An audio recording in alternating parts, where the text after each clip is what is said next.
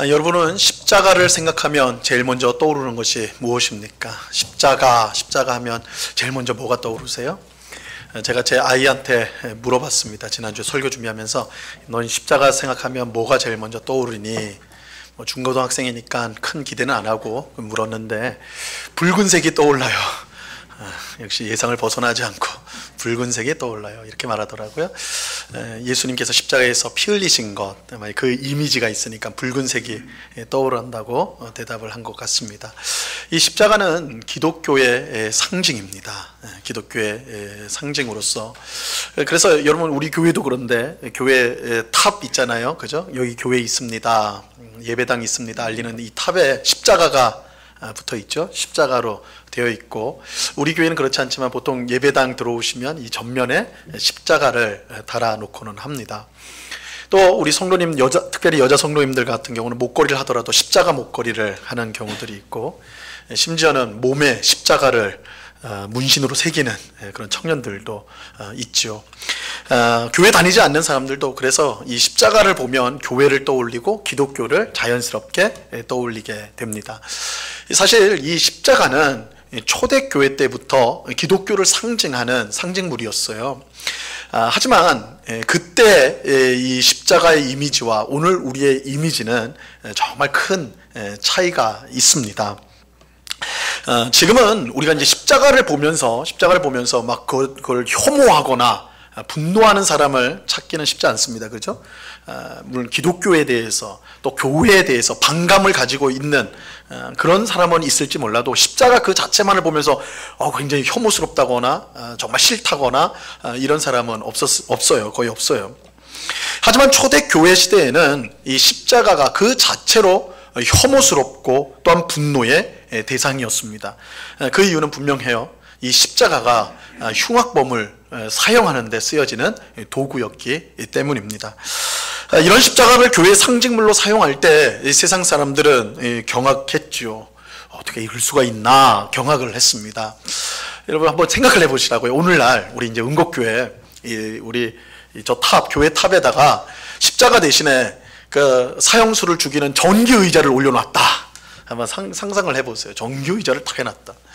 혹은 예배당에 들어왔을 전면에 이 사형수를 교수형하는 올가미가 여기 딱 붙어있다, 뒤에 붙어있다거나 이렇게 된다면 어떡할까요? 굉장히 혐오스럽겠죠. 굉장히 끔찍하겠죠. 그래서 저기는 가면 안 되겠다, 이런 생각이 저절로 들 것입니다. 그런데 초대교회가 그렇게 한 거예요. 초대교회가 그렇게 했어요. 당시 사람들이 혐오스럽고 끔찍하게 여겼던 십자가를요, 그들은 상징물로 사용했습니다. 당연히 당시 사람들은 교회가 이렇게 하는 것을 도무지 이해할 수가 없었습니다. 이 사도 바울은 고린도전서 1장에서 이 당시 사람들이 십자가에 대해서 어떤 생각을 갖고 있는지에 대해서 우리에게 알려줘요. 자, 고린도전서 1장 23절 말씀인데요. 이 말씀 같이 한번 읽어봅니다. 시작. 우리는 십자가에 못 박힌 그리스도를 전하니 유대인에게는 거리끼는 것이요 이방인에게는 미련한 것이로되. 이 십자가는 유대인들에게는 거치는 것이고 이방인들에게는, 하나님을 모르는 이방인들에게는 미련한 것으로 여겨졌습니다. 먼저 이 유대인들, 하나님을 믿는 유대인들에게 이 십자가는 거치는 것이었습니다. 거친다. 그래서 이 거친다라는 것은 넘어지도록 하는 걸림돌이라는 뜻이에요. 넘어지도록 하는 걸림돌. 그러니까 유대인들에게 십자가라는 것은 그들의 신앙을 무너뜨리는, 그들의 신앙을 넘어지게 하는 걸림돌과 같은 것, 그게 십자가입니다. 유대인들에게 십자가는요, 무엇보다 그들이 딱 십자가를 보면 번뜩 떠오르는 말씀이 있었어요. 말씀. 이게 이제 신명기 21장 22절과 23절 말씀이거든요. 이 말씀 한번 보시면, 사람이 만일 죽을 죄를 범함으로 내가 그를 죽여 나무 위에 달거든 그 시체를 나무 위에 밤새도록 두지 말고 그날에 장사하여 내 하나님 여호와께서 내게 기업으로 주시는 땅을 더럽히지 말라. 나무에 달린 자는 하나님께 저주를 받았음이라. 유대인들에게 십자가는 나무예요. 실제로 십자가가 나무로 되어 있죠. 나무고 그 나무에 매달린 자는 하나님께 저주를 받은 자입니다. 그러니까 유대인들이 십자가를 보면서 느끼는 것은 저기 하나님께 저주를 받은 자가 나무에 매달려 있구나. 그 인상이 유대인들에게는 바로 들어오는 거예요. 그러므로 초대교회 성도들이 십자가에 달린 예수님을 하나님이 보낸 구원자라고 선포할 때 그것은 유대인들에게는 그들의 믿음을 무너뜨리는 걸림돌이 되는 것입니다. 십자가에 달린 예수는 하나님께 저주를 받은 자이지 절대 하나님이 보내신 구원자일 수가 없는 것입니다. 유대인들은 십자가에서 죽음으로 하나님께 저주를 받은 예수를 하나님의 아들이요 또한 구원자로 믿는 초대교회 성도들을 절대 용납할 수가 없었습니다. 그래서 유대인들은 철저하게 교회와 성도들을 핍박하였죠. 우리가 사도행전에 보면 알지만 유대인들은 복음을 전하는 사도들을 따라다니면서 그들을 핍박하고 그들을 옥에 가두기도 하고 죽이기도 하는 그런 일들을 저지른 것입니다. 그런데 유대인들만 이렇게 이제 십자가를 혐오한 건 아니었어요. 하나님을 알지 못하는 이방인들도 마찬가지였습니다. 이방인이 볼 때 십자가는 미련하고 어리석은 것이었습니다. 당시 사람들에게 십자가는요 가장 흉악한 범죄자에게만 주어지는 형벌이었어요.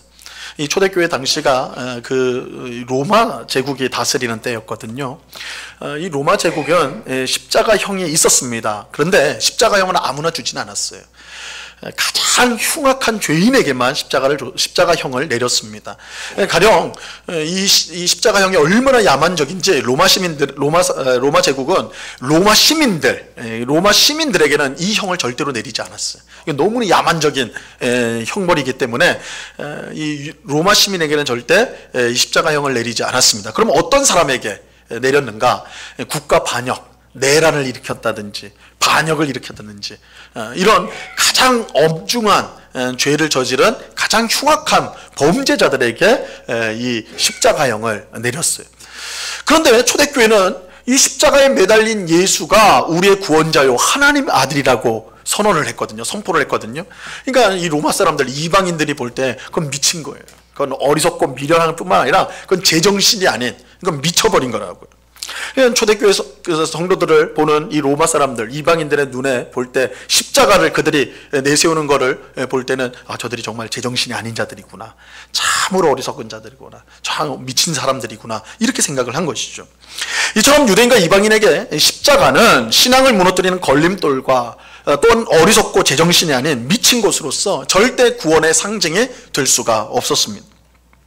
자, 그렇다면 초대교회가 십자가를 자신의 상징으로 삼은 것은 그들이 제정신이 아닌 사람이었다는 것을 증명하는 것이 되겠죠. 유대인이나 이방인들이 볼 때는 저 사람들이 십자가를 자기들의 상징물로 쓰는 것은 저 제정신이 아니구나, 제정신이 아니구나. 그렇죠? 마치 우리가 만약에 교회 입구 앞에 정기의자를 내놓고, 그죠? 올가미를 딱 붙여놓으면 저 제정신이 아니구나, 세상 사람들이 다 교회 지나가면서 저 사람들 제정신이 아니구나, 이렇게 생각하는 것과 마찬가지일 거란 말이에요. 하지만 만약에 이 초대교회 성도들이 정신이 온전한 사람이라고 한다면 이야기는 전혀 달라지게 됩니다. 모든 사람이 십자가를 혐오하고 멀리하는 사실을 아는데도 불구하고 그들이 그렇게 했다면, 십자가를 자신들을 상징하는 것으로 내세웠다면 거기에는 분명 특별한 이유가 있을 것이기 때문입니다.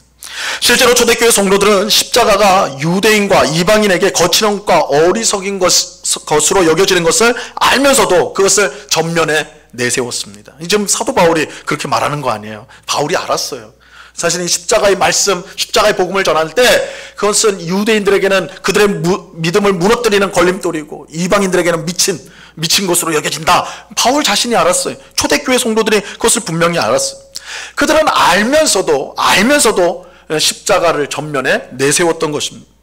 그리고 심지어 사도 바울은 나는 이 십자가 외에는 자랑할 것이 아무것도 없다라고까지 단언을 하게 됩니다. 갈라디아서 6장 14절 말씀입니다. 같이 읽습니다. 시작. 그러나 내게는 우리 주 예수 그리스도의 십자가 외에 결코 자랑할 것이 없으니 그리스도로 말미암아 세상이 나를 대하여 새 십자가에 못 박히고 내가 또한 세상을 대하여 그러하니라. 자, 바울은 십자가밖에 내가 자랑할 게 없다 할 정도로, 초대교회 성도들은 그렇게 했단 말이에요. 자, 그렇다면 하나님께 저주받은 자가 매달리고 가장 흉악한 범죄를 저지른 자가 매달리는 이 십자가에 이 십자가에서 초대교회 성도들은 무엇을 보았기에 이 십자가를 그들은 자랑하고 사랑했던 것일까요? 자, 이렇게 질문하면 우리 성도님들은 번뜩 대답을 할 것입니다. 왜 우리가 십자가를 자랑하고 십자가를 사랑할까요?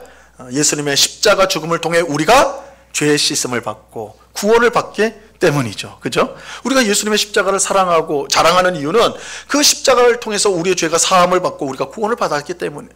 이렇게 대답하면 정답이에요. 정답. 그죠? 초대교회 성도들뿐만 아니라 오늘 우리도 십자가를 자랑하고 사랑하는 이유는 그 십자가의 죽음으로 우리의 죄가 씻어지고 우리가 구원을 받았기 때문입니다. 그러면 예수님은 이 세상 누구도 할 수 없는 일을 이 십자가 죽음으로 이루어내셨어요. 십자가로 이루어내셨어요. 바로 우리의 죄를 씻고 구원해 주신 것입니다. 여러분, 우리가 무엇을 해야지 우리 죄를 씻을 수가 있을까요? 우리 지난 한 주간에도 죄 없이 살았으면 얼마나 좋겠냐마는 그렇지 않잖아요. 죄를 짓고 늘 살아가지 않습니까? 그랬을 때 우리의 죄는 무엇으로 씻을 수가 있을까요? 여러분, 우리가 가지고 있는 전 재산을 다 하나님 앞에 바치면 죄가 사라지게 되는 것일까요? 없어질까요? 아니면 평생 어렵고 힘든 이웃들을 위해서 내 삶을 다 바치는 봉사의 삶을 살면 내 죄가 용서를 받을 수 있는 것일까요? 그렇지 않아요. 그렇지 않습니다. 여러분, 죄 용서는, 죄를 심판하는 분은 하나님이세요. 그렇기 때문에 하나님께서 용서하지 않으면 죄는 사라지지 않습니다. 그런데 하나님은 죄의 삭은 사망이라고 분명히 말씀하세요. 뭐냐면 죄를 죽지 않고는 죄를 없앨 수 없다라는 거예요. 죽지 않고는 죄를 없앨 수가 없습니다. 여러분, 우리가 구약 성경에 보면 이스라엘 백성이 죄를 지으면 그 죄를 없애기 위해서 어떻게 합니까? 짐승을 가지고 회막이나 성전으로 데리고 가잖아요. 그죠? 레위기에 보면 그렇게 지시하잖아요. 짐승을 데리고 가요. 소나 양이나 염소나 짐승을 데리고 갑니다. 그러면 이제 제사장이 나와서 이제 제물을 잡는데, 그럴 때 어떻게 해요? 제일 먼저 뭘 합니까? 짐승을 바로 잡지 않아요. 그 전에 의식이 있어요. 뭐냐면 손을 얹어요. 짐승의 머리에 손을 얹습니다. 안수를 한단 말이에요. 안수를 해요. 이게 무슨 의미냐? 무슨 의미냐? 이 짐승과 내가 똑같은 존재입니다 라는 동일시예요. 동일시. 이 안수를 통해서 이 소가, 이 양이, 이 염소가 접니다가 되는 거예요. 그리고 그 안수에 곧바로 그 양을 죽입니다. 그 소를 죽여요. 그리고 그 피를 제사장이 받아가지고 제단에 뿌리게 되어 있는 거예요. 그 양을, 소를, 염소를 죽일 때 그 실제로 누가 죽는 거예요? 내가 죽는 거예요. 죄를 지은 사람이 죽는 거예요. 그러니까 죄가 속해지기 위해서는 생명이 필요하다는 것을 이 제사가 분명하게 보여주는 거예요. 이런 점에서 세상 누구도 죄 문제를 해결할 수 없습니다. 죽어야 죄가 사해지기 때문에 그래요. 죽어야 죄가 사해져요. 바로 여기에 예수님께서 십자가에서 죽으신 이유가 있습니다. 사실 예수님은 어떤 죄도 짓지 않았어요. 성경이 말을 해요. 예수님은 죄가 없다. 우리와 똑같은 사람이지만 죄는 없으시다.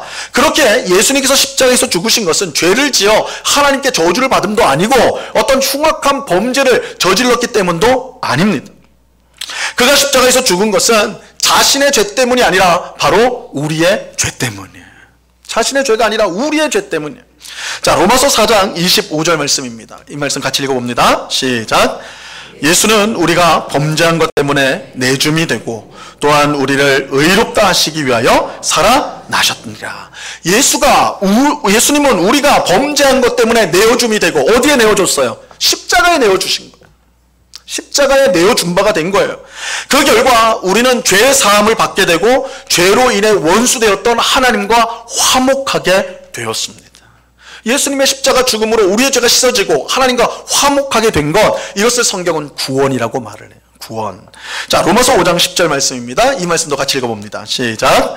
곧 우리가 원수 되었을 때에 그의 아들의 죽으심으로 말미암아 하나님과 화목하게 되었은즉 화목하게 된 자로서는 더욱 그의 살아나심으로 말미암아 구원을 받을 것이니라. 예수님은 아무 죄가 없지만 우리 죄인을 위해 십자가에서 죽으셨어요. 그 결과 우리는 구원을 얻게 되었습니다. 이 초대교회 성도들이 그렇기 때문에 이 십자가를 자랑하고 사랑하였던 것입니다. 이 세상 사람들이 다 혐오하고 분노하는 것이지만 이 십자가가 우리의 죄를 사하고 또한 하나님과 화목하게 되어 구원을 주기 때문에 그 십자가를 자신들은 사랑하고 자랑하며 전면에 내세웠던 것이죠. 그런데 초대교회 성도들이 이처럼 십자가를 사랑하고 자랑했던 또 다른 이유가 있습니다. 또 다른 이유가 있어요. 분명 십자가로 인해 우리의 죄 문제가 해결되고 구원받는다는 것은 이 초대교회 성도들이 십자가를 사랑하고 자랑했던 가장 중요한 이유인데, 그것만큼이나 똑같이 중요한 이유가 또 하나 있어요. 그것은 십자가로 인해 서로 미워하고 다투며 분열되었던 우리가 다시 하나가 되어 하나님 앞에 나아갈 수 있게 된 것입니다. 십자가는 죄 문제를 해결하여 하나님과 우리 사이만 화목하게 한 것이 아니라 죄로 인하여 찢어지고 분열되고 적대하고 미워했던 우리 사이도 화목하게 만드는 거예요. 여러분, 이제 십자가 형태를 한번 잘 생각하면 이 십자가는 형태 자체도 의미가 있습니다. 우리가 보통 아는 십자가는 위와 아래를 연결하는, 그죠? 수직적인 막대기가 있죠. 그리고 양옆 좌우를 연결하는 수평적인 그 나무가 있는 거예요. 이것을 합해가지고 십자가가 이루어지지 않습니까? 십자가는 하나님과 우리 사이에 막혔던 것을 풀어서 화목하게 하는, 하나님과 우리 죄인을 화목하게 하는 역할을 해요. 뿐만 아니라, 그것만이 아니라 좌우, 우리 서로, 우리 죄인 간에 죄로 인해서 쪼개지고 찢어지고 미워했던 우리를, 서로를 화목하게 하는 일을 또한 십자가가 같이 한다는 것입니다. 자, 이게 이제 오늘 우리가 함께 보는 이 본문이 우리에게 강조해서 알려주는 내용입니다. 자, 14절 말씀을 보시기 바랍니다. 14절 같이 읽습니다. 시작. 그는 우리의 화평이신지라 둘로 하나를 만드사 원수된 것 곧 중간에 막힌 담을 자기 육체로 허시고. 예수님은 우리의 화평으로서 둘을 하나로 만드시는 분이에요. 자, 여기서 이 둘은, 우리가 이제 문맥을 보면 이 둘은 유대인과 이방인을 가리켜요. 유대인과 이방인. 여러분, 신앙이라는 기준으로 보면 이 세상은 두 부류의 사람밖에 없는 거예요. 하나님을 믿는 자와 믿지 않는 자. 이거를 도식으로 하면 유대인과 이방인이 있는 것이죠. 신앙의 기준으로 보면 이 둘은 절대 섞일 수 없는, 하나가 될 수 없는 양극단에 있다라고 말할 수가 있습니다. 유대인들은 하나님께서 자신들만 구원했다는 선민의식으로 꽉 찼어요. 그래서 이방인들을 볼 때 저들은 지옥에 갈 자들, 저들은 아무 쓸모없는 자들, 심지어 랍비들은 왜 이방인들을 하나님 만드셨나요? 지옥에 갈 사람들을 왜 만드셨나요? 지옥에 땔감으로 쓰기 위해서 만들었다라고 가르칠 정도예요. 선민의식이 너무나 강한 것이죠. 그러니까 섞일 수가 없습니다. 섞일 수가 없는. 그러면 이방인들은 유대인들을 어떻게 생각하나? 저들 유대인들을 지독하게 이기적인 사람들, 그리고 자기들만 하나님을 섬긴다고 말하는 광신도들이라고 아주 증오하죠. 우리가 역사를 보면 우리가 잘 아는 것처럼 2차 대전 때 유대인들이 600만 명이 살해가 되죠. 완전히 인종 청소가 되듯이 그렇게 무수하게 하는데, 이런 유대를 향한 이방인들의 미움이라는 것이 실제적 역사적으로 보면 이렇게 드러난다고요. 얼마나 끔찍한지 몰라요. 그러니까 신앙의 기준으로 보면 이 둘은 절대 함께 할 수 없는, 섞일 수 없는 양극단에 있는 것입니다. 마치 동이 서에서 먼 것처럼 이들은 너무 멀리 있어요.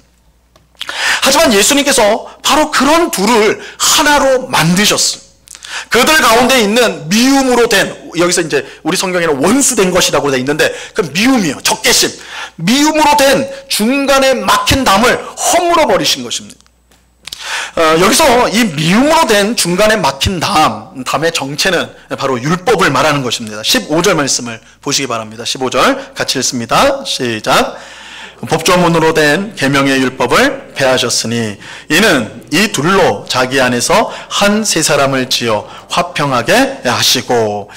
여러분, 우리가 아는 것처럼 율법은 출애굽한 이스라엘 백성에게 하나님이 주신 것이죠. 우리가 사실은 매주 주일 오전에 공예배 시간에 신명기 말씀을 지금 보고 있는데, 신명기가 율법 말씀이에요. 우리가 율법을 보고 있는데, 이 율법은요, 하나님께서 이스라엘 백성과 세상 사람들을 구별하기 위해서 주신 것입니다.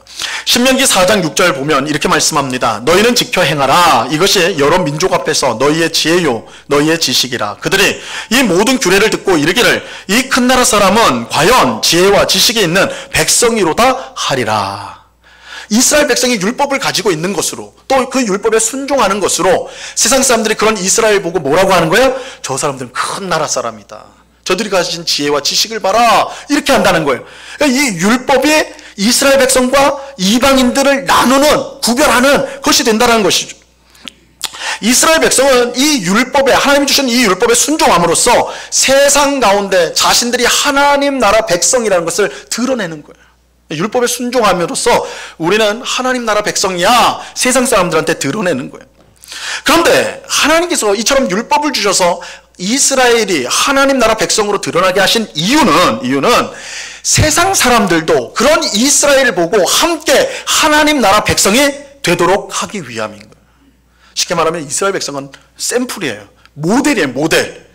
이 저들처럼, 너희도 저들을 보는 것처럼 저들이 지키는 율법, 저들이 믿는 하나님을 함께 믿고 함께 하나님 백성이 되어야 된다라는 거예요. 그러니까 이스라엘 백성들은 구원의 통로로서, 구원의 모델로서 하나님께서 제시한 거예요. 그걸 위해서 주신 게 율법이에요. 그런데 이스라엘 백성들이요, 이거를 오해해요. 착각을 해요. 우리에게만 율법 주셨어. 우린 율법을 가지고 있는 우리는 이 세상 사람들과 아무 상관없이 우리만 구원받은 백성, 우리만 하나님 백성, 저들은 다 멸망받을 백성, 이렇게 돼버린 거예요. 그래서 이 율법의 용도가 원래 이스라엘 백성을 통해서 모든 사람을 구원하도록 주신 것인데 오히려 유대인들은 뭘로 만든 거예요? 유대인과 이방인을 갈라놓는 담으로 만들어버린 거예요. 율법이 담이 돼버렸어. 막힌 담이 돼버린 거예요. 그래서 서로 오가지 못하는, 서로 하나가 되지 못하게도 만든 게 율법이 돼버린 거예요. 그러니까 사실 율법은 원래 그런 게 아니에요. 선한 거예요. 복된 거예요. 그러나 유대인들이 율법을 그렇게 만들어버린 거예요. 중요한 사실은 예수님께서 이처럼 미움으로 된 중간에 막힌 담, 율법을 그렇게 만드는데 그 담을 예수님께서 무너뜨리셨다는 거예요. 무엇으로? 바로 예수님의 십자가 죽음을 통해서. 14절 말씀에 보면 중간에 막힌 담을 자기 육체로 허셨다라고 말하고 있어요. 자기 육체로 허셨다는 것은 십자가 죽음으로 허셨다라는 거예요. 그 결과 예수님은 원수였던 유대인과 이방인을 하나가 되게 만드신 거예요. 하나가 되게 만드셨어요. 이렇게 하나가 됨으로써 유대인과 이방인은 함께 하나님과 화목하게 된 것입니다. 예수님의 십자가 죽음이 바로 이 일을 이루었습니다. 자, 16절 말씀을 보시기 바랍니다. 16절 같이 읽습니다. 시작. 또 십자가로 이 둘을 한 몸으로 하나님과 화목하게 하려 하심이라. 원수된 것을 십자가로 소멸하시고. 여러분, 바로 여기에 초대교회 성도들이 십자가를 자랑하고 사랑했던 이유가 있는 것입니다. 십자가는 죄로 인해 원수가 되었던 우리를 하나가 되게 하고 함께 하나님과 화목할 수 있게 하는 능력이 거기에 있기 때문에 그래요. 십자가는 절대 하나가 될 수 없는, 절대 연합할 수 없는 원수와 같은 우리들을 하나로 만들고 그 하나된 자들이 하나님과 함께, 하나님 앞으로 함께 나아갈 수 있도록 하는 능력이 되기 때문에 십자가는 능력이란 말이에요. 근데 제가 지금 방금 십자가는 능력이라고 그랬잖아요. 근데 이 말은 우리가 한번 곱씹어 보면 말이 안 돼요. 말이 안 돼요. 왜 그래요? 십자가는 원래 무엇입니까? 하나님께 저주받은 자가 매달리는 곳이 십자가예요. 가장 흉악한 범죄자가 매달리는 곳이 십자가란 말이에요. 그래서 십자가는 사실 세상에서 가장 비참한 것이고 끔찍한 것이고 수치스러운 것이고 약한 것이 십자가예요. 그런데 어떻게 그런 십자가가 능력이라, 어떻게 십자가가 능력입니까? 여러분, 십자가가 능력이라고 생각해 보셨어요? 근데 이것은 제 말이 아니라 성경이 강조하는 내용이에요. 십자가는 능력이다. 십자가는 능력이다. 자, 오늘 우리가 본문만 봐도 십자가가 능력이라는 사실을 우리가 분명히 확인할 수가 있습니다. 자, 먼저 14절 우리가 봤는데 14절 보면 유대인과 이방인 사이에 누구도 허물 수 없었던 원수된 것, 미움으로 된 중간에 막힌 담을 무엇이 허셨다고 그래요? 예수님의 십자가 죽음, 그죠? 십자가로 허신 거예요. 십자가로 하셨어요. 또 15절에 보면 예수님의 십자가 죽음은 율법을 폐했다라고 말하고 있어요. 여러분, 세상에 그 무엇이 하나님이 주신 율법을 폐할 수가 있습니까? 어떤 것도 할 수 없어요. 그런데 십자가로 율법이 폐하여졌어요. 또 16절에 보면 원수된 것을 십자가로 소멸했다 이렇게 말하고 있어요. 여기서 소멸은 좀 더 직접적인 용어로 하면, 번역을 하면 죽이다예요. 죽이다. 십자가로 죽였다라는, 원수된 것을 죽였다라고 말하고 있어요. 자, 이처럼 십자가는 허물고 폐하고 죽이는 힘을 가지고 있어요. 성경은 분명하게 십자가는 능력이다라고 말하고 있어요. 근데 이 십자가가 가진 능력은 특히 우리 사이를 가로막는 담을 무너뜨리고 파괴하고 서로 하나가 되게 하지 못하는 미움과 증오를 없애는 능력이에요. 십자가의 능력은 그거예요. 중간에 막힌 담을 부서뜨리고 미움과 증오로 점철된 우리 사이에 있는 그 미움과 증오들을, 가득 찬 그 미움과 증오들을 무너뜨리는, 없애버리는 그 능력이 십자가의 능력이에요. 그래서 십자가의 능력이 우리 가운데 임하게 될 때에 이전에는 멀리 있고 또 서로 절대 이해할 수 없고 또 함께 할 수 없고 그래서 용서할 수 없던 원수가 하나가 되는 역사가 나타나게 되는 거예요. 십자가의 능력이 임할 때 하나가 되는 역사가 일어나요. 그래서 하나님이 정말 원하시는 대로 원수되었던 자들이 함께 하나가 되어서 하나님 앞으로 나가는 역사가 일어나게 되는 것입니다. 자, 18절 말씀, 오늘 보면 18절을 보시기 바랍니다. 18절 같이 읽습니다. 시작. 이는 그로 말미암아 우리 둘이 한 성령 안에서 아버지께 나아감을 얻게 하려 하심이라. 여러분, 예수님께서 십자가에서 죽으신 것은 우리 한 사람 한 사람의 죄를 씻어서 구원하기 위함이에요. 그런데 여기에 그치지 않습니다. 하나님의 비전, 하나님의 원하시는 바는 한 걸음 더 나아가요. 한 사람 한 사람 죄사함을 받은 자들이 하나가 되어서 함께 되어져서 아버지 하나님 앞에 같이 나아가는 거예요. 같이 나아가는 거예요. 이것이 하나님께서 처음 인류를 구원하기 위해서 세운 사람 아브라함이죠. 아브라함을 세울 때에 그에게 주신 약속에 이미 그것이 들어가 있어요. 그 내용이.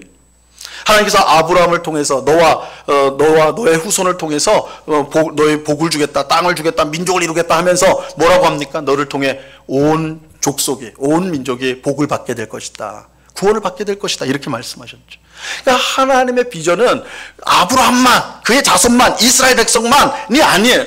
그들을 통해 온 세상 사람들이 하나님 앞에 나오기를 원하세요. 그래서 아브라함을 구원의 통로로서 먼저 불러주신 거예요.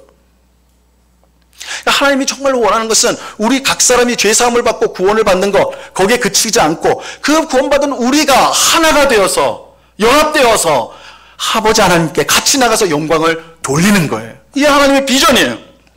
하지만 우리는 얼마나 많은 이유로 서로 분열되어 있는지 몰라요. 찢어져 있는지 몰라요. 우리 사이를 가로막는 미움으로 된 그 장애물들이, 그 막힌 담들이 얼마나 많은지 몰라요. 보이지 않지만 얼마나 많은지 몰라요. 요즘 우리 사회는 정치적으로 좌파와 우파로 첨예하게 나눠져 있습니다. 정치라는 중간담이 얼마나 단단하게 서 있는지 몰라요. 그래서 오랫동안 친밀하게 교제해왔던 사람도 넌 좌파야, 넌 우파야 함으로써 그 관계가 끝장난 것이 오늘 우리가 살고 있는 시대예요. 심지어 교회 안에서도 정치 이야기를 하다가 서로 미워지고 서로 멀리하고 떨어지는 그런 경우들이 일어나는 현실이에요. 정치뿐만 아니죠. 돈이라는 막힌 담이 있어요. 돈이라는. 많이 가진 자는 가지지 못한 사람을 무시해요. 많이 없는 사람은 가지지 못한 자는 가진 자를 증오하고 미워해요. 이런 막힌 담들이 있어요, 우리 가운데. 또 세대도 그렇죠. 세대라는 중간담도 우리를 나누어요. 찢어놔요. 나이 많은 사람들은 젊은 사람을 버릇이 없고 무책임하다고 비난을 해요. 젊은 사람은 나이 많은 사람을 무능하고 시대에 뒤떨어졌다라고 조롱을 하죠. 이런 것뿐만 아니라 무수한 중간담들이 우리 속에 다 놓여져 있어서 갈갈이 찢어놓고 분열시켜 놓아요. 가정이 찢어지고 교회가 분열이 되고 사회를 갈라놓게 되는 거예요. 문제는 이 중간담을 무너뜨릴 능력이 우리에게는 없다는 거예요. 한번 잘 보세요. 우리가 노력은 하지만 분열은 점점 더 커질 뿐이에요. 하나 되고자 하는 그 시도가 오히려 더 분열을 깊게 만드는 그런 일들을 우리가 얼마나 자주 보옵니까? 그런데 바로 그런 우리들에게 복음이 선포되었어요. 바로 예수님의 십자가 복음이에요. 우리 사이를 가로막고 찢고 분열시켰던 무수한 중간담을 예수님께서 십자가로 다 무너뜨리셨다는 거예요. 그런데 이 십자가의 능력은 어떻게 그러면 나타내는 것이냐? 그냥 가만히 있어도 그 십자가의 능력이 나타나가지고 어제까지 원수였던 사람이 오늘은 서로 손잡고 그렇게 되는 것이냐? 그렇지 않아요. 예수님의 십자가 죽음을 믿는 성도를 통해 십자가의 능력이 나타나게 돼요. 근데 예수님의 십자가를 믿는다는 것은 단순히 머리로 그렇지, 예수님이 십자가에서 나를 위해 죽었지, 이것을 아는 것을 말하는 게 아니에요. 예수님의 십자가를 믿는다는 것은 예수님의 십자가에 동참하는 거예요. 동참하는 거예요. 내가 예수님과 함께 십자가에 못 박힐 때, 예수님과 함께 십자가에 못 박힐 때 우리가 있는 그곳에 십자가의 능력이 임하게 되는 것입니다. 그래서 우리 가정에 있는 미움으로 된 이 중간담들이 무너지게 돼요. 우리의 직장과 교회와 사회에 있는 미움으로 세워진 중간담들이 무너지게 되는 거예요. 예수님과 함께 십자가에 못 박힌 성도가 있는 자리에 거기에 십자가의 능력이 나타나게 된다는 것입니다.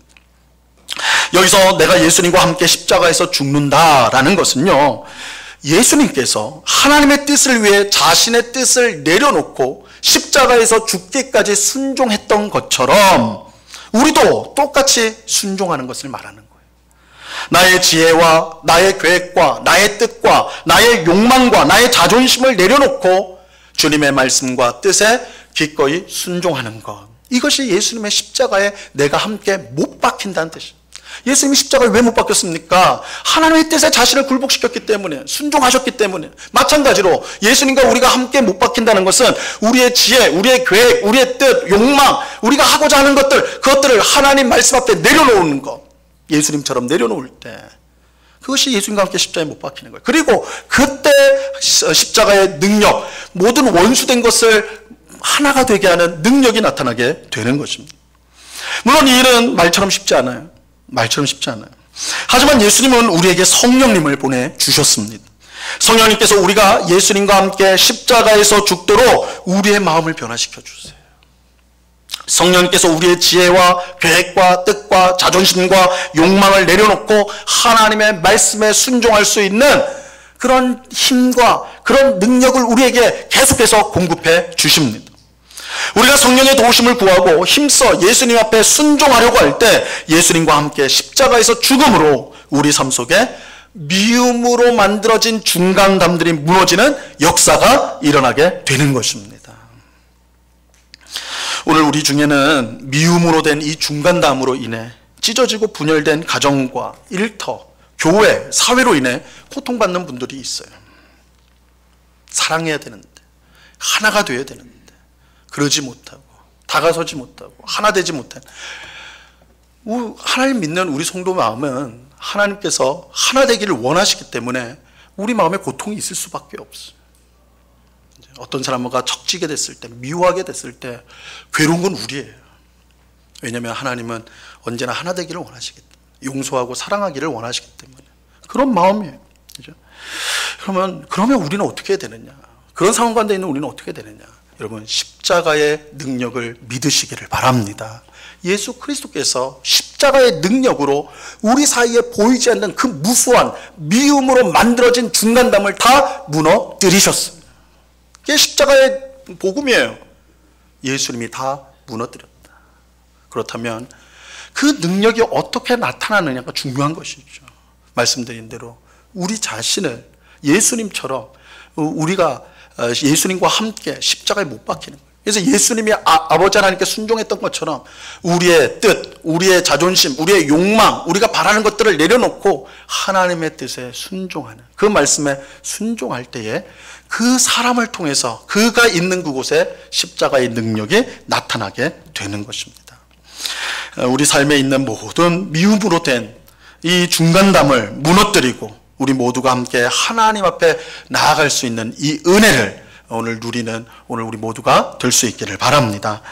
여러분, 주님께서 이 십자가를 통해서, 우리는 십자가 이번 한 주간 동안 이제 특별 새벽 기도를 통해서 십자가가 우리에게 주신 은혜를 우리가 말씀을 통해 확인하게 되겠지만, 이번 주제가 십자가로 사는 사람들 이렇게 돼 있어요. 이거 사실은 좀 어색한 말이죠. 십자가로 산다고? 십자가는 구속을 주는 것이고 죄 사함을 주는 것이고 자유를 주는 것이고 이렇게만 생각했는데 십자가로 살아야 된다. 살아야 된다. 이건 성경이 우리가 내일 새벽마다 살펴보겠지만 성경이 우리에게 가르치는 바예요. 십자가는 은혜를 받는 수단이면서 우리가 살아야 될 새로운 삶의 방식이에요. 예수님과 함께 십자가에 못 박혀 살아가는 것, 이것이 성도의 새로운 삶이거든요. 그 삶을 살아가는 성도에게 십자가의 능력, 미움으로 만들어진 무수히 많은 우리 삶 속에 있는 그 중간담들이 무너지는 그런 은혜, 그 역사가 주어진다는 것을 꼭 기억하고 이번 한 주간 고난주간을 통해서 우리 삶 속에, 우리 가정 속에, 우리 교회 혹은 우리 여러분의 직장 혹은 여러분이 있는 몸담고 있는 공동체 속에 그런 무수한 중간담, 미움으로 만들어진 중간담이 있지 않는가. 그렇다면 십자가의 능력이 임하게 하옵소서. 주님, 그러기 위해서 내가 예수님과 함께 못 박히겠습니다. 주님께 순종하겠습니다. 이렇게 고백하심으로써 그 삶 가운데 십자가의 능력을 경험하는, 그래서 함께 하나님 앞으로 나아가는 귀한 은혜가 임하기를 우리 주님의 이름으로 간절히 축원합니다. 기도하겠습니다. 하나님 아버지, 예수님의 십자가는 우리의 모든 죄를 사하고 하나님 앞에 나아가게 하는, 구원을 주는 정말 놀라운 은혜이면서 동시에 죄로 인해서 서로 미워하고 적대적이고 등을 돌리고 배신하고 했던 우리들이 하나님 앞에서 다시 하나가 되어 화목하게 되고 하나님 앞으로 나아가는 능력이 된다는 것, 오늘 말씀을 통해 확인하였습니다. 그 능력은 예수님과 함께 십자가에 기꺼이 못 박히는 그 성도를 통해 나타나게 된다, 오늘 말씀을 통해 확인하였습니다. 주님, 우리에게 이 십자가의 귀한 은혜와 능력을 우리에게 주셨사오매 정말 우리 삶 속에 있는 분열되고 찢겨지고 미워하고 적대하는 그런 모든 담들이 우리가 예수님과 함께 십자가에 못 박힘으로 다 무너지게 하옵시고, 그래서 서로 사랑하고 하나 되어 함께 하나님 앞에 나아가는, 화목하게 되는 그런 귀한 역사가 있게 하여 주시옵소서. 우리의 힘으로는 할 수 없습니다. 주의 성령께서 우리를 도우시오니 성령의 도우심과 인도하심을 쫓을 수 있도록 우리를 꼭 붙잡아 주시옵소서. 우리 주님께 감사하며 예수 그리스도의 이름으로 기도드리옵나이다. 아멘.